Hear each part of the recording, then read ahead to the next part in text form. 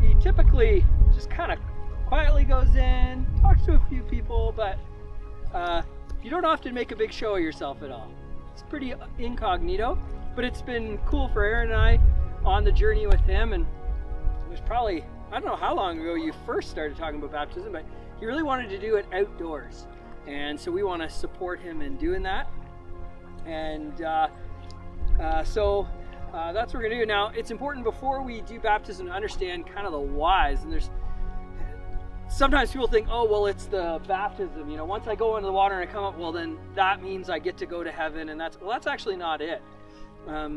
The journey to heaven is a heart condition, and whether or not someone has accepted God's plan for Jesus to take their sin on the cross, and he was buried, and for 3 days, dead and buried, and on the third day God raised him from the dead, and through Jesus' death and resurrection we can have new life, and it's that heart condition that saves us.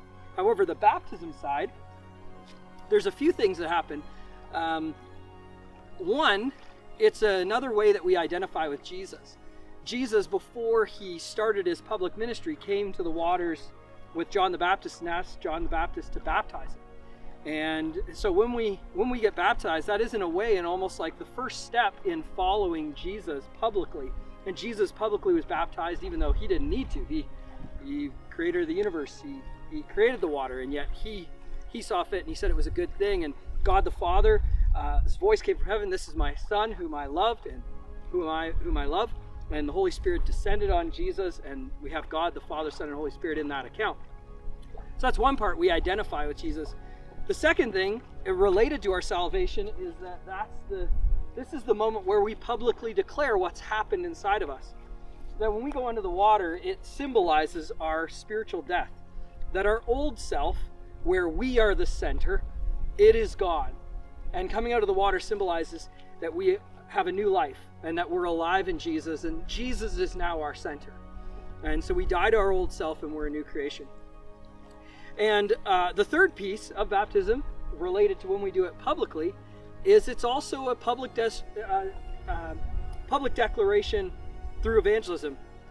That we're showing people through this that there are people, God is still saving people, God is still being intimately involved in people's lives to such an extent that they would come into this freezing lake and ask to be dunked underwater to display the change that they've experienced in Jesus.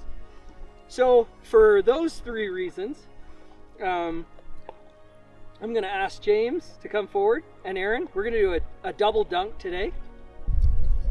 So James, do you believe that Jesus Christ died on the cross for your sin, was buried, and rose on the third day?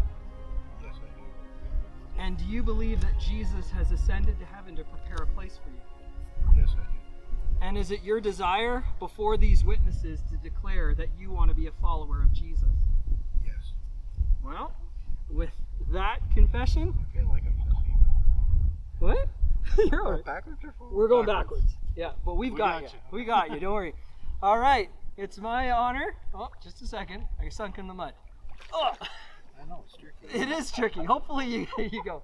It's my honor to baptize you in the name of the Father and the Son and the Holy Spirit. Woo!